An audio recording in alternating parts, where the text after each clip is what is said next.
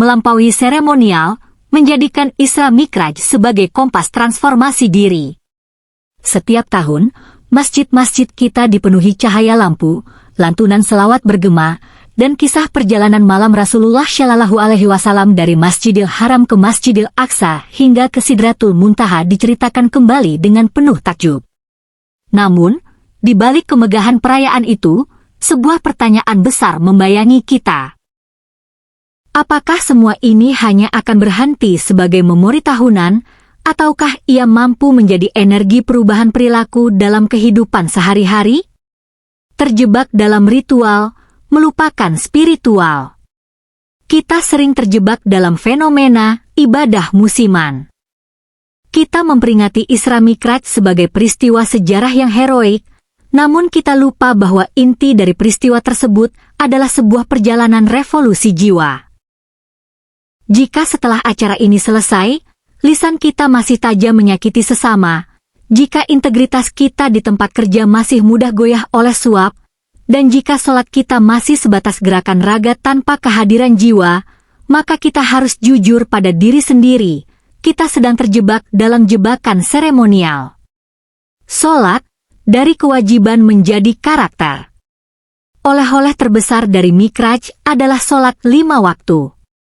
Namun, mari kita renungkan firman Allah dalam surah Al-Ankabut. Sesungguhnya sholat itu mencegah dari perbuatan keji dan mungkar.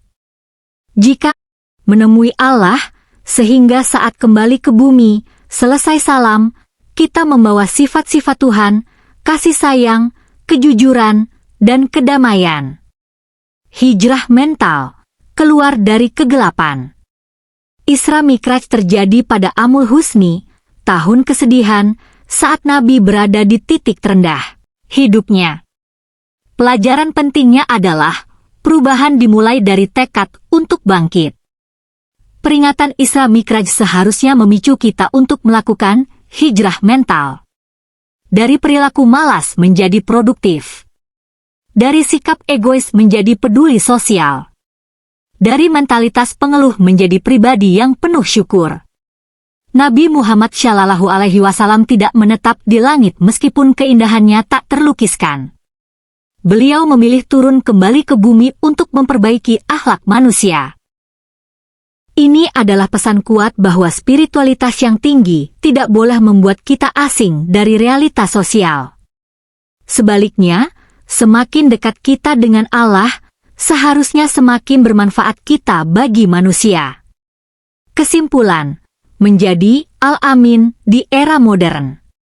Menghidupkan Isra Mikraj berarti meneladani sifat Siddiq, jujur, Abu Bakar As-Siddiq yang langsung mempercayai Nabi saat orang lain mencemooh.